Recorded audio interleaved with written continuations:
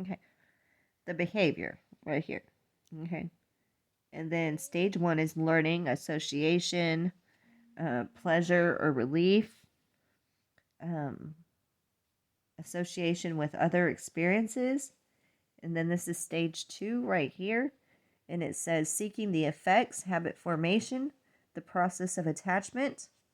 So increased frequency. So we like it. So we want more of it. So we're reinforcing that.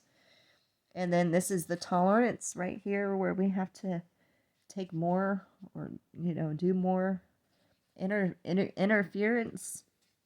And then intermittent gratification. So that's like using or the feeling of the whatever the addiction is, the feeling of it. And this is the withdrawal, and that's stage 3, the struggle. And this is obviously a circle, so it's like a vicious cycle. Okay, I can say that from experience. I don't know if y'all watch the rest of these, but I was addicted to heroin and meth and abuse, and I still have addictions in my life that I'm working on with the Lord. Not illegal addictions, though. It's like the ones that they're talking about in here, that a lot of people have. So a lot of this is hitting my heart heavy. So, okay. My brain automatically associates these effects with the behavior. If the pleasurable effect is immediate and powerful, my brain... Okay. My brain will make a strong association between the behavior and its effect in this single experience, and already it will be pushing to repeat the behavior. If the feelings are weaker or less immediate, it may take many reenactments of the behavior for my brain to solidify the association and start to request repeat performances. Either way, each time the behavior occurs,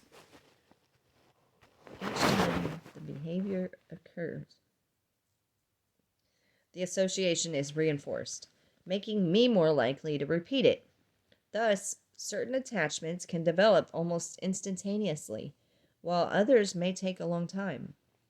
This form of learning is known as conditioning. It is the primary way we learn to be addicted, and it happens altogether unconsciously. Stage 2, habit formation. Up until now, the behavior and its effects have been associated only with each other. When the conditioned pattern becomes associated with other experiences in my life, I will become more active in repeating the behavior. Then a full-fledged habit develops. For example, I may be feeling a little depressed because of some disappointment in my life. My brain will make the association that if I do this particular behavior, I will feel better. Therefore, I find myself wanting to perform the behavior as a way of dealing with depression. Now, I not only repeat the behavior for its own direct effects, but I also actively seek it as a reaction to stress or discomfort in other areas of my life. This is the primary effect of stage 2, increased frequency of the behavior. The second stage involves actively seeking the effects of the behavior in a variety of life situations. Doing the behavior for its effects seems much more intentional than the automatic repetitions of stage 1, but it can still happen completely outside of consciousness. In most cases, I will be totally unaware that I am using the behavior in this way until stage 3, when something prevents me from performing the behavior, or when it starts to cause problems. Stage 3. Okay. By now, my associations have become so entrenched that the habit is an integral part of my life. Upon encountering any upset or distress, my desire to do the behavior surfaces like a reflex. And even in the absence of stress, I begin to feel uneasy if I go too long without repeating this behavior. Whether the behavior involves taking a chemical or losing myself in some pleasurable interpersonal experience or holding a particular image of God, I am now becoming dependent upon it, needing it, and wanting more and more of it. This is the beginning of tolerance. With this increasing need and frequency, something is bound to interfere with my habit sooner or later. Such interferences may occur in a number of ways. If my behavior involves a drug, food, money, or some other substance, I may have trouble keeping myself supplied. If it involves another person, any change in the relationship will threaten my attachment.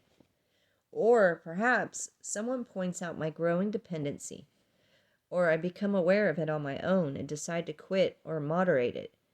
In this last case, I myself become the source of interference.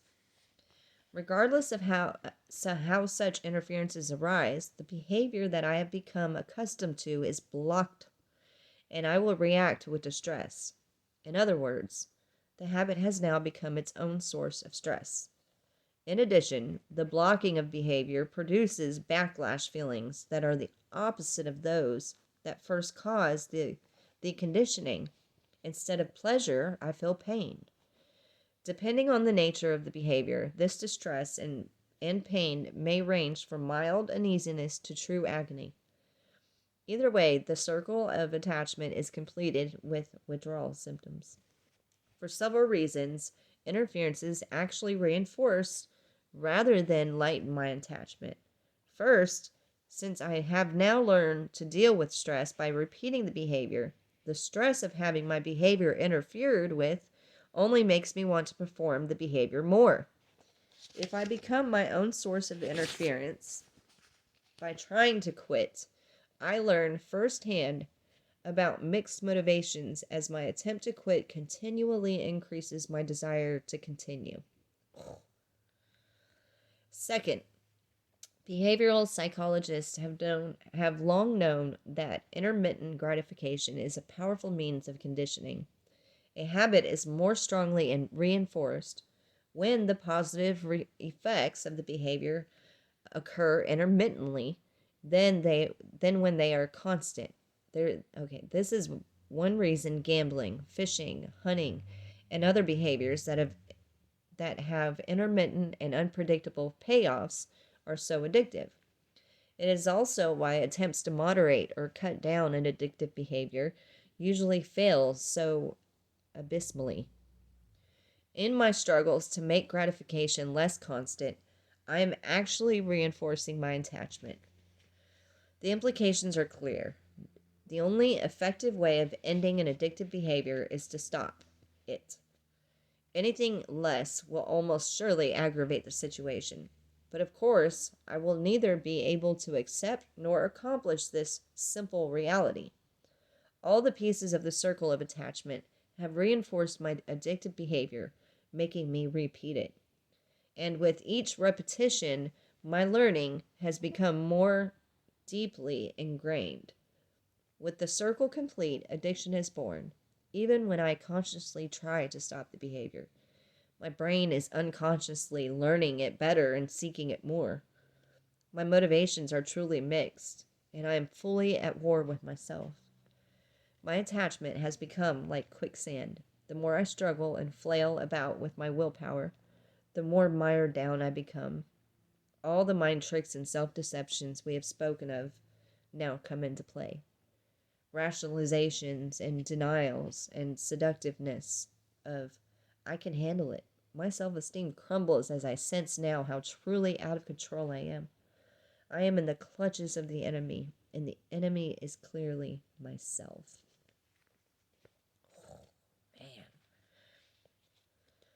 The development of aversion addictions. As I have said, the dynamics of aversion addictions are mirror images of those of attraction addictions. This is portrayed in this figure, which I'm about to show you. The diagram demonstrates that the power of aversion attachment is invested in blocking a specific behavior, avoiding a particular experience. It does this through negative reinforcement. an initial association is made between the behavior and unpleasant effects of pain or distress. This is the basis of aversion conditioning. Repeated repeated aversive conditioning and associations with other aspects of life cause one to actively avoid the experience and its effects. This leads to intolerance, the opposite of tolerance. Intolerance, which is the opposite of tolerance, in which even the smallest taste of the experience is repulsive. A good example would be getting food poisoning from a particular food. For months or years afterwards, even the smell of that food can be repugnant.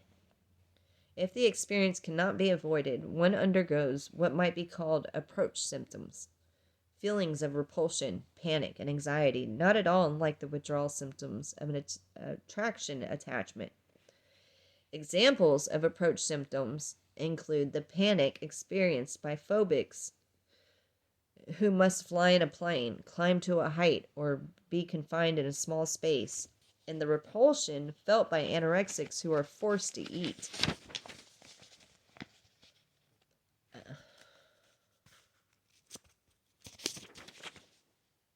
Just as all aspects of attraction addiction serve to perpetuate a behavior, everything here seeks to avoid it. So this is the summary. I have presented only an outline of the psychological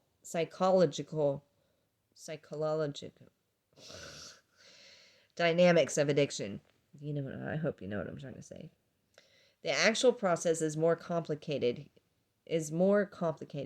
Human experience can never be captured in charts or diagrams, nor does it ever fit neatly into stages and phases. For example, the effects of a behavior are never wholly pleasurable or painful. There is always a mixture of positive feelings that reinforce the development of an attraction addiction and negative ones that interfere with it. In addition, I have not done justice to the impacts of genetic inheritance, early childhood conditioning, or social and cultural forces, all of which exert powerful determining effects upon the kinds of addictions a given person develops. It has been well demonstrated, for example, that a propensity for alcohol addiction can be genetically inherited. It is reasonable to assume that other such specific proclivities are also a part of our genetic makeup. Our basic humanity means we will be addicted, but our individual heredities have much to say about the specific forms of our worst addictions may take. Finally, the dynamics I have described are based solely on psychological observations and theories. They reveal very little of what is really going on in the brain. In the mid-20th century, some authorities began to think of the brain as a black box. Psychoanalytically, we can listen to a person's subjective account of what is going on in that black box. Behaviorally, we can observe the external results of those mysterious interior happenings. From these accounts and observations, we create theories about what might be actually going on in the box. Sooner or later, however, we reach a situation in which a Nobel laureate F.H.C. Crick says, several rival theories all explain the observed results equally well. At that point, Crick continues, there is no choice but to poke inside the box. It remains for neurology to shed light upon the actual workings inside that box. And this is where we must now look. Thank you for watching. Hear me stumble and get frustrated. I'm so sorry.